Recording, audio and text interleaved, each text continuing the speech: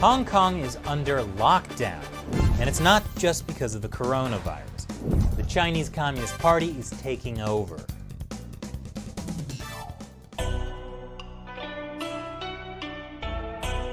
This is China Uncensored. I'm Chris Chappell.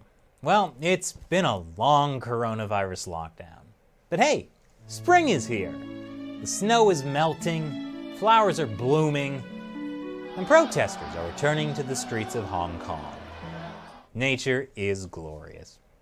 May 1st was Labor Day in Hong Kong, and about 200 protesters gathered in the Sha Tin Mall for a sing-along protest.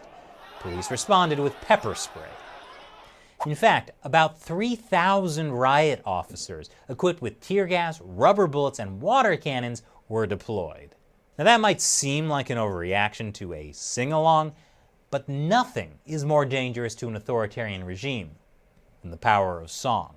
After all, that's how David Hasselhoff single-handedly tore down the Berlin Wall. A truly great moment in history. But back to Hong Kong. It's been a year since Hong Kong Chief Executive Carrie Lam pushed a controversial extradition bill. That bill would have allowed the Chinese government to extradite Hong Kong residents for trial in mainland China, where justice is blind. Where justice is blinded. Anyway, anger over that Hong Kong extradition bill led to protests, including a gigantic protest on June 9th last year, with more than 1 million people in the streets. As the protests continued week after week, Hong Kong police got more and more aggressive. Within a few months, protesters had turned their anger from the local government and Carrie Lam to the real power masters, the Chinese Communist Party. That was a big problem for the CCP. You know, it's not that they haven't dealt with student protesters before, but with international attention fixed on Hong Kong, their hands were tied this time. But then, a miracle happened. A deadly virus escaped from Wuhan, China, through no fault of the Communist Party, of course. You see, a bat sneezed on a pangolin in Wuhan, or possibly Italy. And also the pangolin was in the US military. So obviously, this was America's fault, just like the Hong Kong protests. Anyway, the CCP virus brought a temporary halt to the mass protests in Hong Kong, and international media had another focus.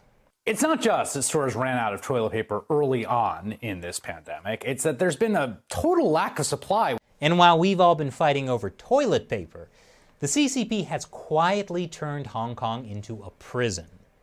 What? You expected them to be busy fighting the coronavirus? Over the past several months, the Communist Party has taken advantage of the shift in media attention from Hong Kong to the coronavirus. They've taken concrete steps to annihilate the Hong Kong protest movement. Now, technically, they had agreed not to do that. Hong Kong's basic law, essentially their constitution, guarantees Hong Kong gets to run separately from the rest of China until the year 2047. That's called one country, two systems. I know which of the two systems I prefer. But it's clear Hong Kong is already getting very close to one country, one system. Beijing has two main representative offices in Hong Kong. Those are the Hong Kong Liaison Office and the Hong Kong and Macau Affairs Office. And guess what? The two guys in charge of those departments during the protests last year? Well, they've been fired. The CCP has installed a new head of the Hong Kong Liaison Office, a guy named Luo Huining. Turns out he's very loyal to Chinese leader Xi Jinping. He helped lead Xi's anti-corruption campaign in Shanxi province. That's why he's got a reputation as a bit of an enforcer. Luo Huining has a record of using hardline tactics to resolve tough problems for the Chinese Communist Party. But every abbot needs his Costello, which is why Luo will be teamed up with Xia Baolong. He's been appointed as the new head of the Hong Kong and Macau Affairs Office. I think he'll do a really good job. His qualifications include toppling Christian churches. Yeah, like I said, he's very qualified. And Abbott and Costello here have already shown their hand. They've said they have supervisory power over the Hong Kong government. What does that mean? China's Liaison office said the high degree of autonomy that the Hong Kong Special Administrative Region enjoys, including its legislative power, all comes from and is authorized by the central government. In other words, we made you, we can unmake you. That's a solid basis for any constitution. But since Beijing's offices in Hong Kong declared they had supervisory power in Hong Kong, they've been issuing statements criticizing the protests, like when they slammed shoppers' support for pro-democracy businesses as violating free market principles. Yes, people choosing where to shop is a terrible violation of the free market, says a communist government. Although these statements seem petty, the problem is they're normalizing the erosion of one country, two systems. But that's not all. The CCP has also been pushing a, quote, national security law. That national security law is called Article 23.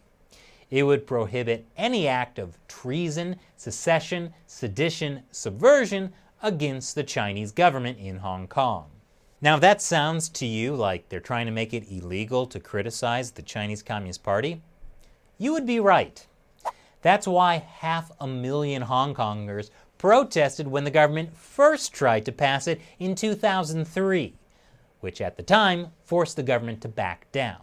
But the CCP and the Hong Kong government have never given up on passing Article 23, and they've been talking about it more and more over the last year.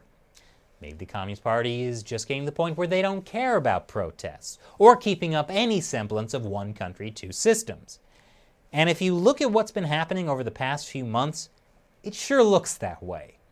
In a single day in April, they arrested 15 pro-democracy leaders for participating in last year's protests. That included Martin Lee, an 81-year-old man who was guilty of being in a protest with 1.7 million other people. Ironically, back in the day, Martin Lee helped draft Hong Kong's basic law. But don't worry, Hong Kong police don't just target elderly people. Last year, they arrested a 13-year-old girl. So have authorities now effectively nipped the Hong Kong protest movement in the bud? Probably not. With cases of the coronavirus on the decline, Hong Kong Chief Executive Carrie Lam made the unfortunate announcement that Hong Kong will gradually begin opening up again. I say unfortunate because it was unfortunate for a leader so despised to make that announcement in front of a green screen. I mean, just imagine what internet users might do with that image or video if, say, we accidentally put a downloadable link in the description below this YouTube video. But this means we're likely going to see a new wave of protests hitting Hong Kong. Hong Kong police are already preparing. The force is also reassembling its core squad of 6,000 riot control officers to prepare for possible unrest on the two most politically charged anniversaries of the year, in June and July. Those are the annual protests on June 4th for the Tiananmen Square massacre, and July 1st, the anniversary of when the British government handed Hong Kong over to China in 1997, throwing Hong Kong into this mess. The U.S. is preparing as well. Last year, the U.S. Congress unanimously passed the Hong Kong Human Rights and Democracy Act. Part of it was an annual review of Hong Kong's situation to see if it still really is autonomous from mainland China or not. The law says that if Hong Kong is no longer autonomous, the U.S. will then treat Hong Kong as part of mainland China, meaning it would be subject to the same trade tariffs on mainland China.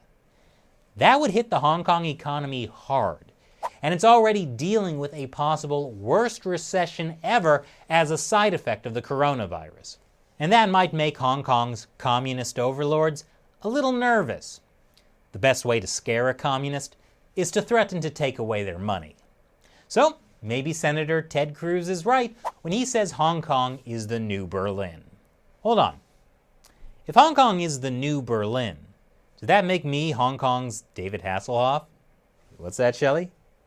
Only if I sing Looking for Freedom while standing above the Hong Kong-Zhuhai-Macau Bridge. Oh, challenge accepted. And now it's time for me to answer a question from one of you, a fan who supports China Uncensored on the crowdfunding website Patreon. Kaz Redclaw asks, if YouTube stops just demonetizing things and starts actually censoring things, will you start throwing your videos on one of the other platforms as well? Ibri, BitChute, PeerTube, etc. Oh boy, that is a good question. We struggle a lot with demonetization. We wouldn't still be making the show if it weren't for the direct support of fans like you. So in addition to demonetization, there have been cases where YouTube has age-restricted our videos. That means the only way to see the episode is if you are logged into a YouTube account and are over 18. That kills the views on a video. Our recent episode, The Coronavirus Cure Isn't Authoritarianism, was age-restricted like this. It's an episode about how Western media have been promoting China's authoritarian coronavirus crackdown as an option for America, and why that's a bad idea. It also had footage of Chinese police beating up and restraining people. Clearly a violation of YouTube's community guidelines, except for all the other media who posted the same or very similar footage on YouTube and did not get age restricted. And in February, YouTube had actually completely removed one of our videos, which criticized how Chinese authorities were beating people up. But after we made a big stint about it on social media, YouTube put it back up and age restricted it. Other ways YouTube censors our show are more subtle. They've been unsubscribing people secretly, so make sure you're still subscribed. They also don't push out notifications of new episodes to subscribers even if they have notifications on. I know we're not the only show having these problems, and in many ways it seems to be getting worse. So what will we do?